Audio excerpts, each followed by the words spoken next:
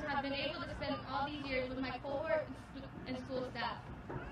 I am thankful for all the advice and knowledge that was passed on to me, and I'll be sure to pass it on to others.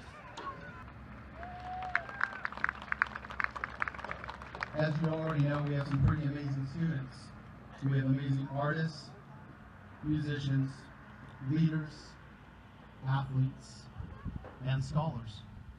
In fact, one of our graduates also completed outside of Thank all my crazy siblings, Jasmine, Janelle, Daphne, and John Jr., for always making tough times easier by joking around and sharing life's milestones with me.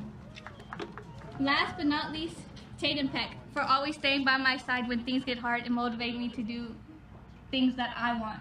I love you all.